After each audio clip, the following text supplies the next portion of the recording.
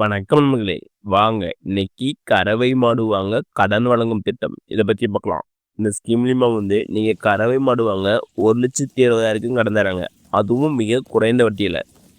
வாங்க இந்த வீடியோவில் இதுக்கு எலிஜிபிலிட்டி என்ன, யாரெல்லாம் அப்ளை பண்ணலாம், எங்க அப்ளை பண்றது, என்னென்ன டாக்குமெண்ட் வேணும், இதை பத்தி இன்னும் பல தகவலை பார்க்கலாம். இந்த வீடியோவை கடைசி வரைக்கும் பாருங்க. ஒவ்வொரு தகவலும் உங்களுக்கு யூஸ்ஃபுல்லா இருக்கும். வெல்கம் டு தடைகளை உடைய சரித்திரமடை.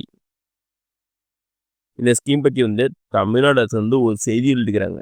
வாங்க அதை என்ன செய்கிறோம் போல வாங்க.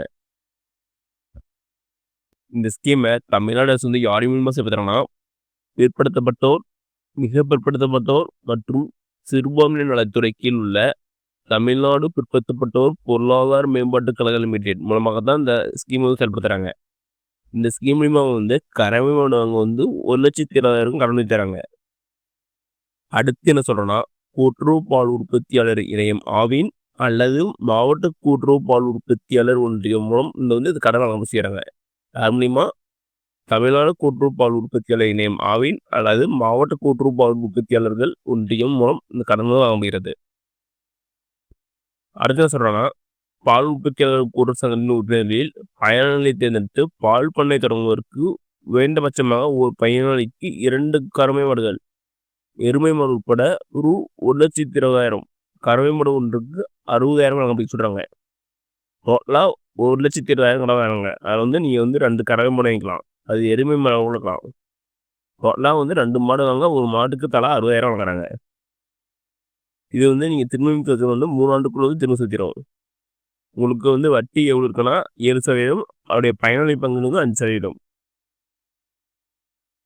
அடுத்து வாங்க இந்த ஸ்கீமுக்கு எலிஜிபிலிட்டி தகுதிகள் நம்பலாங்க.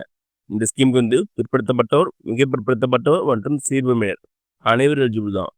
ஆனால் அவங்க குடும்பமானவர் 3 லட்சத்துக்குள்ள இருக்கணும். அப்படி 3 லட்சத்துக்கு மேலே போனால் அவங்க இந்த ஸ்கீமுக்கு எலிஜிபிள் இல்லை. அடுத்து வயது விண்ணப்பதாரி 18 வயசுலேருந்து 60 வயசுக்குள்ள இருக்கணும். அப்படி 18 வயசுக்குள்ளேயோ 60 வயசுக்கு மேலேயோ இருந்தோ அவங்க இந்த ஸ்கீமுக்கு அப்ளை பண்ண முடியாது. இன்னொரு முக்கியமான கண்டிஷன் என்னன்னா, மாவட்ட கூட்டுறவு உற்பத்தியாளர் ஒன்றியத்தில் உறுப்பினராக இருக்க வேண்டும். அப்படி இருந்தால் தான் இந்த கடனுக்கு நீ விண்ணப்ப வைக்க முடியும்.